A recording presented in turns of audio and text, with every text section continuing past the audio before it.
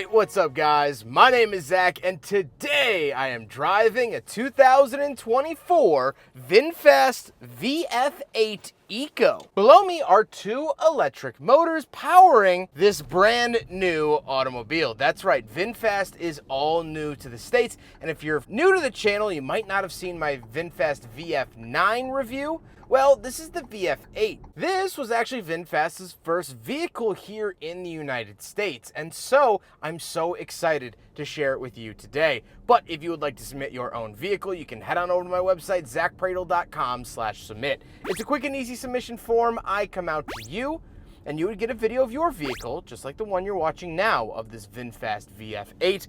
Also, huge thank you to Vinfast Lyle here in Lyle, Illinois, for letting me borrow the vehicle in today's video. If you would like to get your first experience with a Vinfast product in the Midwest, head on over to Vinfast Lyle. Their information is down in the description below. It's a really, really fun opportunity. But let's get back to that all-electric drivetrain. Well, like I said, this is the dual motor all-wheel drive version that makes 349 horsepower. So it is absolutely no slouch by any means. However, there are no single motor VF8s.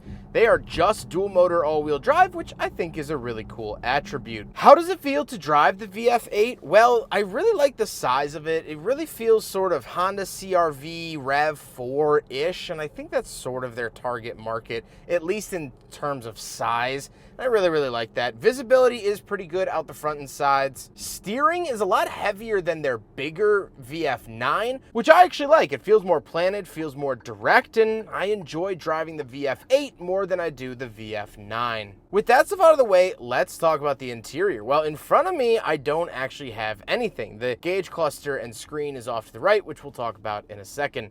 On the steering wheel, on the left, I do have some selectors for skip, track, and volume, as well as voice commands and source. And off to the right, we have our adaptive cruise control, steering assist, and this little eye antenna-looking button. This is for Vinfast's version of autopilot, which is really, really cool to see. The overall steering wheel does feel nice. I would actually say nicer than the VF9, which is saying a lot. And off to the left, we do have a climate control vent, and that's pretty much it. Moving on to the door, we do have this sort of carbon fiber accent piece, as well as power windows, and it has traditional door handles, unlike the powered door handles of the VF9, which got kind of annoying. I actually really like these traditional door handles. Moving into the center, we get our 15.6-inch screen. This will run Apple CarPlay and Android Auto, as well as our EV pages, and I'll cycle through a bunch of things while I talk here. I really like the size of the screen. I like the coloring of it too. I don't love the fact that the climate controls are ran through the screen, which you'll see down there at the bottom, but I'm not a fan of that in any car, so I can't blame this one specifically. But we do have our drive mode select as well for Eco and Normal. No sport here in the Eco VF8. Down below, we have two climate control vents, two USB-A ports, and a wireless charger,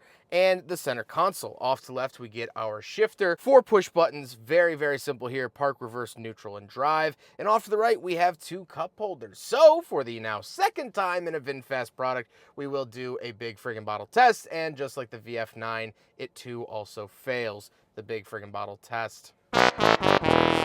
We do have buttons in the center for central locking, hazard switch, and volume. We get a center console and the seats. The seats are leather and they are heated, which is very, very nice to see and feel. And overall, I'm a big guy and I fit in them well. So overall, I don't have any complaints about the seats in the VF8. However, speaking of seats, we do have back seats. So let's go do a back seat review. All right, so we're in the back of the Vinfast VF8, and a couple of things to note. First of all, we have 2 climate control vents, and we have 2 USB-A along with a USB-C outlet. We do get a center console that folds down with pop-out cup holders. Very nice to see that. But overall, nothing really too groundbreaking. If you really do want a nice back seat, the VF9 is so nice with its second row massaging seats.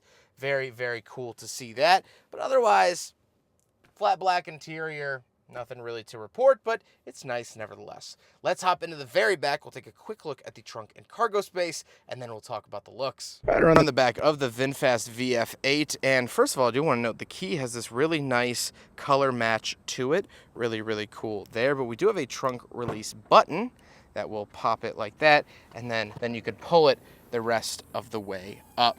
Once we are in the back of the VF8, couple things to note. We do have a little LED light along with a 12-volt outlet. We do have an option for a privacy cover, and that's pretty much it. I could pull the floor up here, and you do get some storage. This particular one doesn't have a spare tire, but it looks like it might have a space for one, which is nice to see. Overall, this is the rear cargo space of the VF8, which I have to say is pretty decent for the class of car it is. Now we gotta talk about the looks, and this is finished in Vinfast Blue, not the most imaginative name for the color, but I think it's a really good looking color. And while I don't think the VF8 is super outwardly pretty, I don't think it would win a beauty contest, I do like the fact that it looks so different and is so unique compared to everything else on the road.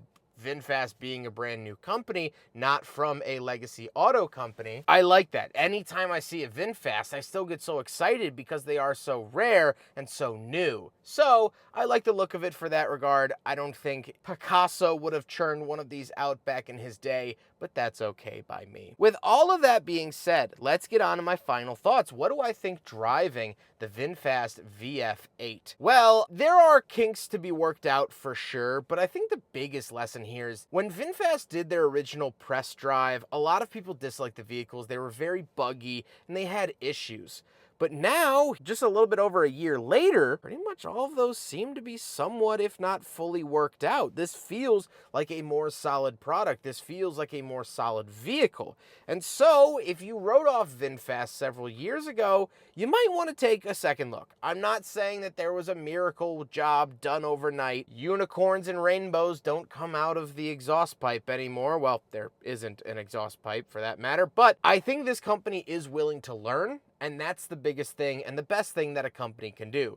Learn from their mistakes and move forward. And it appears, at least here on the surface level, that Vinfast has done that.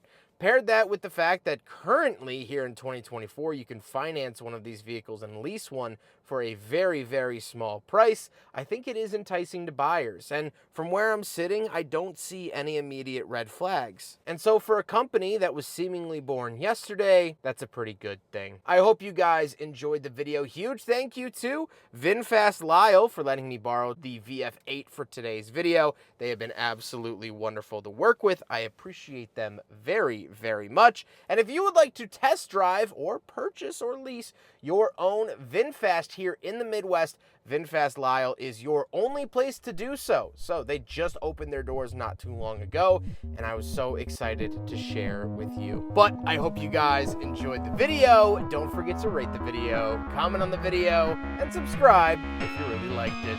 Take care, guys.